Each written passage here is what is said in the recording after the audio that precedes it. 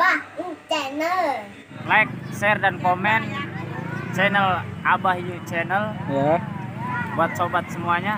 Terima kasih.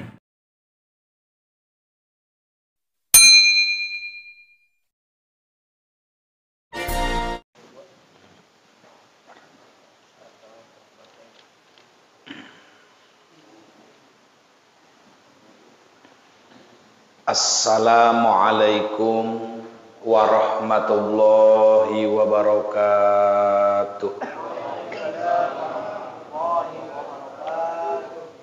Alhamdulillahilladzi ja'alana wa jama'ana fi hadhihi sa'ah. Ashhadu an la ilaha illallah wa ashhadu anna Muhammadar Rasulullah. Allahumma fasalli wa sallim wa barik ala sayyidina wa habibina wa syafi'ina wa qurrati a'yunina wa maulana Muhammadin wa ala alihi wa ashabihi wa man tabi'ahu wa mawala.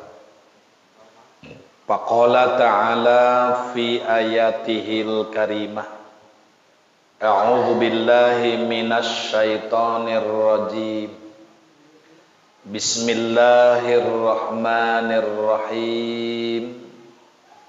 Faman kana yarju liqa'a rabbih falyamal amalan sholihan.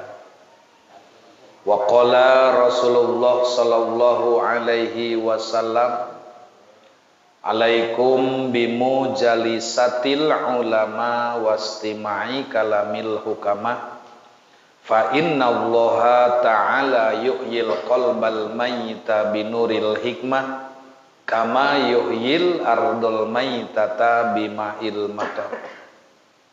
Shadaqallahul aliyul azim. Hadratal mukarramin, hadirin jamaah ta'lim musholah atau hiriyah, para sepuh, para asatid, para hujaz, tokoh masyarakat, para bapak, para pemuda yang hadir, khususnya pengurus musholah Al-Mukarram Bapak Ustadz Ahmad Asrori beserta jajaran, murotibil acara, pengurus waktu, dan juga kesepuan kita Bapak Encep Wahyu, tidak lupa Babinsa Kerendang Bapak Rodani. Beliau habis ngaji maghrib, ngaji lagi habis isya. Mudah-mudahan tambah berkah ya. Mudah-mudahan semuanya kita selalu ada dalam limpahan dan curahan rahmat ridha Allah subhanahu wa ta'ala. Puji syukur kita haturkan kehadirat Allah. Salawat ma'asalam tetap tercurah terlimpah keharibaan junjunan kita Kangjeng Nabi Muhammad, kepada keluarganya, para sahabatnya, para pengikutnya, kita semua umatnya amat sangat merindukan, mengharapkan syafaat di yaumul qiyamah. Amin ya Allah ya rabbal alamin. Hadirin jamaah yang dirahmati Allah, beberapa kali kita pertemuan karena ini sudah melewati separuh dari bulan Rajab dan menjelang bulan Sya'ban. Tentu kita bersama-sama berada di penghujung taklim mingguan di musholah yang kita cinta atau hiriyah, yang mana setiap tahun kita mengadakan acara tawakuf sementara, yaitu program menyambut datangnya bulan suci Ramadan. Mudah-mudahan kita yang mau menyambut juga Allah sampaikan umur kita di bulan Ramadan. Amin. Jangan sampai kita mau nyambut, nu nyambutna eueuh. Ya kan, kalau Ramadan mah pasti datang, tapi kitanya ini yang mau menyambutnya datang enggak. Mudah-mudahan dengan doa, dengan harapan, lain urang hayang panjang umur ogah paeh lain hartina menta panjang umur teu paeh-paeh, repot oge sih lamun teu paeh-paeh mah. Batur paraeh kabeh ieu mah hirup we sorangan bae. Bingung kapan ya. Jadi bukan masalah kita menolak kematian atau takut dengan matian, justru kita takut kalau bekalnya belum cukup. Itu. Ai urang siap bekal mah teu sieun teu naon ieu. Jadi bekalan ieu kan gitu. Justru urang sieun teh karena bising terlantar. Di dunia aja kita berangkat jauh lalakon teu mawa duit, ketar-ketir. Kumaha aing lamun hayang ngawadang ya. Tuh, hayang ngopi segala macam. Nah, itulah kita khawatirnya bukan masalah perjalanannya. Ya, tapi yang kita takutkan karena bekalnya tidak cukup. Nah, inilah kita dalam rangka mencari bekal, salah satunya adalah tolabul ilmi. Mudah-mudahan tolabul ilmi kita dari awal sampai akhir dicatat sebagai nilai ibadah di sisi Allah Subhanahu wa taala. Baik hadirin jamaah rahimakumullah. Ya, kalau ngaji di sini mah sound sistemna rada ngeunaheun teu riet kana hulu. Ai di masjid aing di Al-Mutakin pusing kana hulu. Di kutak-katik bae ku merbot. Riut kana hulu. Ulah-ulah urang ibu-ibu ngomong teu paruguh amat cenah Pak Ustaz. Heuh bae ge sarua teu paruguh. Tuh di kutak-katik bae. Kamari geus diganti, ditambah tapi kitu keneh bae. Kudu dirombak deui bae urusanna ya. Aduh. Jadi ngomong teh teu paruguh riut kana urang na ge tari mah pan ngeunaheun kadenge. Nu di luar kadenge, nu di jero kadenge teu cek. Torek bener teu kadenge mah. Ya sedangkan urang teh kan ngaji ngarepkeun tina ceuli. Tulah, kumaha cenah mata teu ngadeuleu ceuli mangpet atuh geus wassalam. Makanya ketika orang tidak bisa melihat masih ada untuk menyerap ilmu yaitu dengan telinga. Iya. Ketika telinganya tidak berfungsi masih ada mata. Makanya Allah Maha Adil ketika ada orang yang tidak bisa melihat tapi Allah fungsikan telinganya. Ketika telinganya tidak berfungsi mata hatinya Allah pertajam. Makanya untuk bisa syukur itu kita harus melihat orang yang di bawah kita. Misalnya dari segi kesehatan fisik, orang akan bersyukur ketika melihat orang yang berada di bawah kita. Mun urang ngadeuleu, ulah ngadeuleu nu boga mata, deuleu nu teu boga mata. Ini tujuan untuk bersyukur. Ya. Lamun urang ngadeuleu anu pecak, terus orang ngadeuleu mata urang ngadeuleu, tah eta bakal syukur. Ya Allah, alhamdulillah si anu mah tidak melihat, saya mah masih bisa melihat warna kuning, warna hitam, keur nyanyi balonku teh ge urang ngadeuleu ieu balonna. Tapi jelema pecak balonku ada 5, moal bisa teu nyaho hiji-hijina. Itu kan? Nah, maka oleh karena itu orang yang tidak melihat masih ibadah. Kita malu dengan orang yang cacat. Kok saya yang normal, kok saya yang sehat, kok saya yang melek tidak ibadah? Ih, malu amat sama orang yang tidak melihat. Kita bisa menikmati keindahan dengan panorama, tapi dia boro-boro. Sampai cokomatnya kumaha? Indahnya dunia tak dapat dipandanginya. Terang bagi orang, gelap bagi dia. Manehna mah teh nyaho beurang teh nyaho peuting kitu bae. Teu nyaho caang, teu nyaho poe. Kitu bagi manehna mah. Mentak urang ulah ngomong-ngomong warna di hareupeun manehna mah. Mun barang beli dia hayang nu putih, hayang nu hejo. Terus kumaha dia bae cenah aing mah. Sarua bae bagi aing mah poek. Gitu. Macam begitu, ya. Baik hadirin jamaah rahimakumullah, kita menuju inti fikih yaitu di halaman 122 yaitu dalam Fathul Qarib yaitu tentang rukun 2 khutbah. Bismillahirrahmanirrahim. Allahumma aftah alaina bihikmatika wangsur alaina rahmataka ya dzal zalali wal ikram. Allahumma aftah lana bi futuhil arifin. Kita melanjutkan pokok materi fikih yang mana kita membahas seputar tentang Jumat dan kewajiban-kewajiban umat Islam khususnya di hari Jumat, terutama yang mencukupi persyaratan-persyaratan untuk melaksanakan sholat Jumat. Karena kan tidak semuanya umat Islam berkewajiban. Ada yang tidak berkewajiban, misalnya karena dia musafir, karena dia sedang bepergian atau dia sedang sakit, kan begitu. Beda dengan sholat biasa. Kalau sholat biasa mah nggak ada syarat-syarat. Pokoknya tilu be syaratna. Islam balik berakal. Islam balik berakal. Tapi kalau Jumat mapan tuh ada 7. Iya, ada 7 syaratnya. Kalau sholat 5 waktu mah cuman syaratnya 3. Yang pertama Islam, yang kedua usianya yang ketiga berakal sehat. Gitu.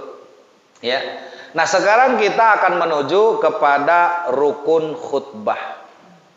Khutbah ini menggantikan sholat dohor 2 rakaat. Makanya ulah panjang-panjang, Ustaz. Mun khutbah ulah lojor-lojor karunya karyawan. Aceh mengecak-cek bepan. Bu, kalau ada khotib lama udah sampai begini. Meski baik. Tengah denge keneh dihantem bener. Amin.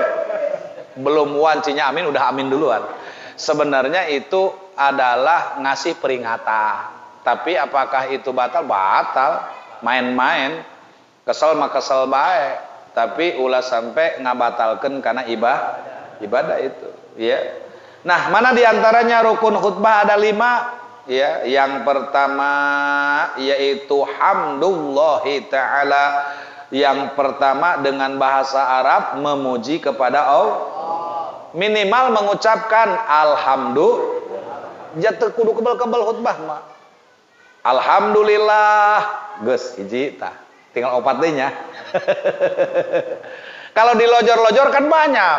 Alhamdulillahi nasta'inuhu wa nastaghfiruh wa naudzubillahi min syururi anfusina wa min sayyiati a'malina. Panjang kita. Tapi kita harus lihat situasi dan kondisi. Kalau memang memungkinkan, ya udah panjang nggak apa-apa.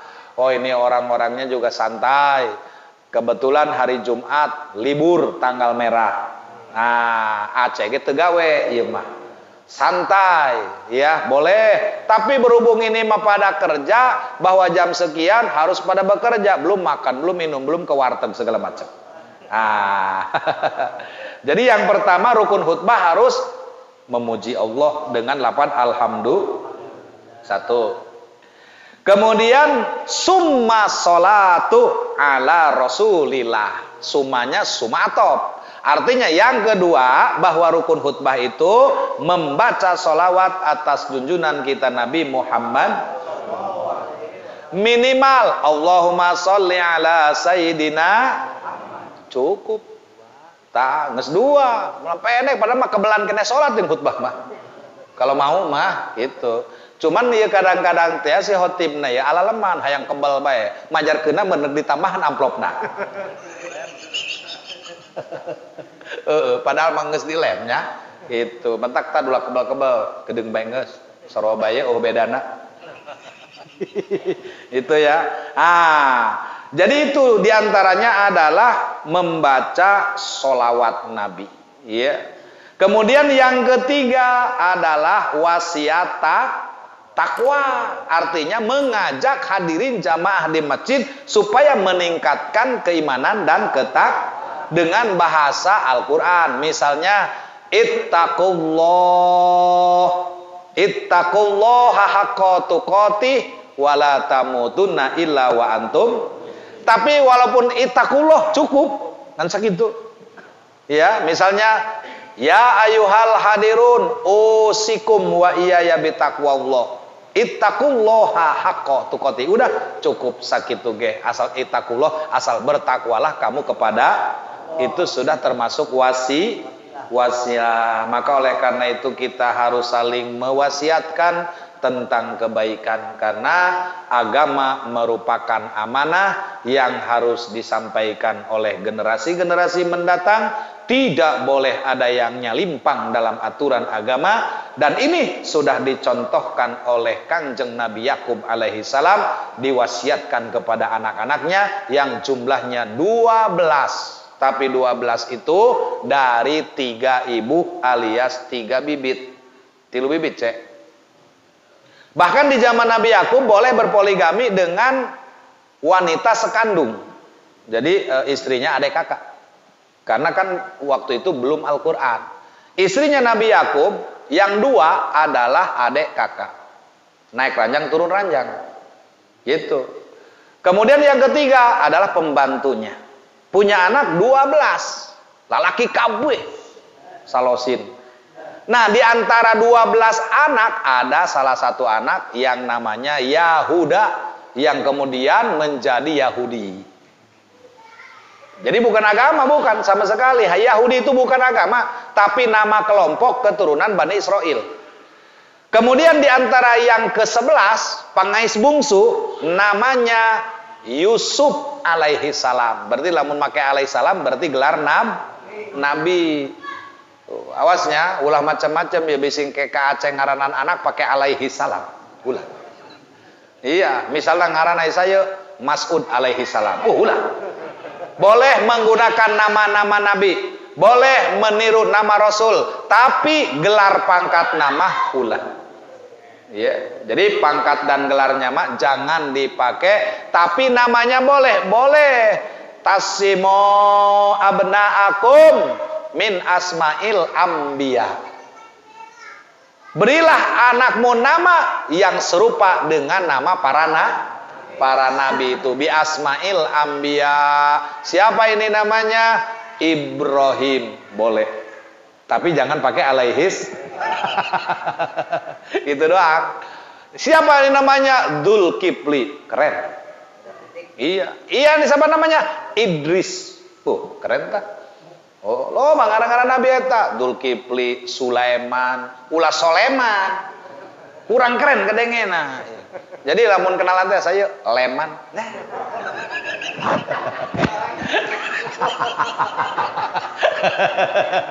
Jadi pakai Sulaiman, keren. Karena apa? Karena ada raja, nabi dan rasul, Nabi Sulaiman alaihis. Emang Indonesia masuk di sapeleken teh orang-orang ma Abdurrahman, iya ma Durrahman. Tuh. Jadi kadang-kadang kita dipleset-pleset. Ya, doang ibaratnya nyebut kalimat-kalimat itu suka ada perubahan-perubahan. Iya. Jadi ada Isa, udah banyak dipakai tuh nama nabi dan rasul. Ya, kemudian ada juga Yahya, Zakaria tuh. Wow, mantep. Moal bae pundung eta jelema nu ngaranna Zakaria tilok disebut subuh teh. Yang disebut Musa bae. Jeung Yahya bae. Maka Zakaria marah, Ibrahim deui, Zakaria matilok disebut. Musa Ibrahim, Musa Ibrahim. Setiap subuh imam ngajinya ayatnya itu. Suhufi Ibrahim wa Musa. Panruku Allahu Akbar. Marah Zakaria. Besok kalau gua nggak disebut dikadek dia kowe. Begitu sholat mau golok. Imam bingung, tumben dia. Zakaria mau golok. Pas di belakang imam, ayatnya itu lagi. Suhufi Ibrahim wa Musa. Nangtung lah imam. Dicabut loh, sreng. Zakaria juga ada. Allahu Akbar, aman. Insyaallah. Oh, saking sieuna ditambahan daripada paeh aing. Ya, jadi wasiat takwa yaitu redaksi bebas menurut pendapat yang benar. Yang penting ada mengajak untuk bertakwa kepada Allah. Jadi enggak pusing-pusing khutbah mah. Yang penting tahu ilmuna. Itunya ilmuna mangarang teh apa hese. Kemudian yang keempat rukun khutbah adalah membaca ayat Al-Qur'an di salah satu khutbah walaupun satu ayat. Inna a'toinakal cukup sakitu ge. Atau kul huwallahu nggak usah diselesaikan, nggak apa-apa. Yang penting salah satu ayat di dalam Al-Quran. Cuman begitu doang. Kemudian yang terakhir rukun khutbah adalah waddu'a'u lil mu'minina wal mu'minat. Membacakan doa untuk doa mukminin mukminat, tapi bukan di khutbah pertama. Makanya ingat ya, di khutbah pertama mah tidak ada doa, jangan ada amin. Misalnya imam khotib barakallahu li walakum, nggak usah amin. Ketika mau duduk, di mana khotib mau duduk, baca barakallah itu bukan doa yang ditentukan di dalam rukun. Tapi doa rukun mah di khutbah yang kedua. Allahumma gfir lil mu'minina wal mu'minat. tah. Atuh Aceh mah teu amin, cicing bae, horeng hees. Begitu komat hudang menehna. Ih, sakedeung amat cenah. Itu sakedeung cek menam. Wah tuh horeng mangerek hees. Kabeneran manehna dina tiang nyender. Wah tuh geus. Mantep itu ya.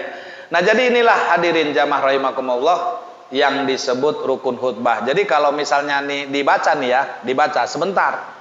Yo, misalnya Alhamdulillah Allahumma sholli ala Sayyidina Muhammad wa ala ali Sayyidina Muhammad. Sakitu ditambahan eta. Ya ayyuhal hadirun usikum wa iyaya bitaqwallah faqad fazal muttaqun. A'udzu billahi minasyaitonir rajim. Bismillahirrahmanirrahim. Inna a'tainakal kausar. Ngan sakitu. Kebelan mana coba jeung salat? Kebelan kene salat.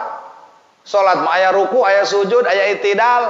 Ya, jadi kalau kita ngambil hukum pokok, jadi ternyata singkat padat. Karena bahasa Arab mah adalah wajib dan kalau tidak digunakan batal. Kenapa? Seolah-olah salat juga kayak diterjemahkan. Karena kan sekali lagi, mohon maaf, salat 2 rakaat salat zuhur diganti dengan 2 kali Jadi khutbah hakikatnya adalah salat zuhur 4 rakaat. Makanya kan Jumat 2 rakaat, khutbah 2 digabung jadi 4. Seperti itulah saudara ya. Nah, jadi kalau kita mengetahui tentang rukun-rukun khutbahnya, tinggal kita ngapalin. Aceh ngapalkeun, bising khotibna teu datang. Ustaz Aas teu datang, banjir ka Jembatan 5. Oh. Saudara-saudara cenah, berhubung khotib tidak datang, maka kami tunjuk ulama yang ada di kolong bedug. Eta kabeneran di kolong bedug aya nu make jubah, tasbih, gualede make udang-udang. Ditungtun be teu kumerbot. Pak, ini ulama, tidak riya dia mah, sembunyi aja. Bo nyumput be gitu. Begitu geus ada naik. Saudara-saudara cek main. Berhubung khotibnya tidak ada, Jumat libur. Aduh, orang jelema stres. Ya. Nah, yaitu diantaranya membaca khutbah ya, mendoakan mukminin mukminat, bukan mendoakan pejabat atau mendoakan pribadi atau si A si B, tidak. Tapi di sini harus mendoakan mukminin mukminat. Tuh. Wa yustaratu ayyusmi'al khatibu arkanal khutbati li arba'ina tankidu bihimul jum'atu. Dan disyaratkan bagi khotib agar mengeraskan suaranya. Sekarang mah udah pakai sound system. Makanya dulu ya, Pancep, orang khutbah itu di tengah masjid mimbarnya ya. Lihat masjid-masjid di Caringin tuh, Syekh Asnawi. Adanya di tengah. Ya, lihat di Gunung Jati di tengah, Al Mansur juga lah, jangan jauh-jauh kemarin Al Mansur aja. Ya, itu mimbarnya ada di tengah. Kenapa tujuannya ini? Supaya kedengaran oleh orang-orang yang di belah, karena belum ada Kok hari mana aja di ujung burung gen khutbah kadenge. Jelema nama di mana nu adan. Makanya dulu waktu belum ada speaker, naik ke atas menara adan. Itu menara itu dibuat untuk adan dulunya. Lalu orang-orang itu akan mendengar yang di bawah. Nah sekarang nggak usah naik orang nak speaker nanu naik. Orang nama nyumput. Itu. Iya. Nah, jadi ketika orang istilahnya di atas mimbar tadi melaksanakan daripada khutbah, maka agar kedengaran supaya 40 jamaah orang yang menjadikan sholat Jum'ah supaya mendengar. Makanya lantang suaranya dulu lantaran belum ada speaker. Itu. Wa yustaratul mu'alatu baina kalimatil khutbati wa bainal khutbatain. Disyaratkan pula kalimat-kalimat khutbah harus dibaca sambung menyambung. Jadi cek urang teh mah tertib, berturut-turut, tidak boleh tersendat tertinggal. Sebelum dia menerjemahkan, bagaimana hukumnya diterjemahkan? Mubah. Tidak ada sunnah tidak ada perintah. Larangan juga tidak ada. Akhirnya ulama mengatakan mubah. Tapi mubah juga kalau sampai ngelecor khutbah terjemahannya dari khutbah yang ditentukan, bisa batal khutbahnya, bisa rusak. Misalnya di atas mimbar ngomongin politik. Misalnya di atas mimbar kampanye. Misalnya di atas mimbar gibah, membicarakan keburukan orang lain. Ini berarti keluar dari relnya, anjlok kalau kereta mah. Kan di sini diperintahkannya wasiat takwa. Berarti ceramah itu pitutur, memberi nasihat, mengajak manusia agar lebih baik di hadapan Allah Subhanahu. Bukan mengkritik, bukan, karena ada waktu-waktunya. Kalau untuk ceramah kan ada waktunya, ada pengajian, ada kebebasan di PHBI, di Isra Mi'raj, di Maulid, di acara. Tapi kalau khutbah rutinitas Jumat mah hanya sebatas wasiat takwa. Sampaikanlah ketakwaan, sampaikanlah ilmu, sampaikanlah nasihat demi untuk manusia lebih baik. Itu ya. Jadi intinya harus pakai ilmu, harus bisa membimbing dirinya. Maka tidak sedikit orang yang ngaur, ya, mentang-mentang bebas diterjemahkan pakai bahasa Indonesia, akhirnya kemana-mana ngomongnya. Akhirnya waktunya juga panjang, geus ngomong acak-acakan, waktuna korupsi. Akhirnya orang-orang pada kecewa, hahihu kapan. Tungtungna malobanu amin. Amin bepan. Orang hayang geuranggeussan. Itu ya. Nah, jadi harus sambung menyambung. Demikian pula antara dua khutbah juga harus sambung menyambung, tidak kelamaan. Kemana ini khotib? Orang ngopi heula di pojok. Waduh, batu narungguan. Iya. Jadi harus sambung menyambung. Harus yaitu sambung menyambung. Jika kalimat-kalimat khutbah dipisah-pisah meskipun berhalangan, maka khutbahnya batal. Kalau antara satu rukun dengan rukun yang kedua, ketiga dan seterusnya diputus, maka ini batal khutbahnya. Maka khutbah batal. Dan disyaratkan pula khotib harus menutup auratnya. Tidak boleh kelihatan dengkulnya. Tidak boleh kelihatan pusernya. Bising ayah khotib make lepis, make calana, make kaos singlet. Begitu ngangkat tongkat naik ka luhur, calana merosot, bujalna ka deuleu, batal eta. Itu. Engkena cek makmum teh, cek saha? Cek muazin. Ya bulai, wahai bulai. Orang beteung na ngabulai. Ya, jadi batal itu. Kalau misalnya ada salah satu aurat si khotib kelihatan, makanya wajib menutup aurat karena khotib sama dengan sholat. Kemudian juga syaratnya suci dari najis. Kalau sampai si khotib nggak punya wudu, haram. Kalau ada najisnya, haram. Maka suci dari najis juga suci dari dua hadas. Ya.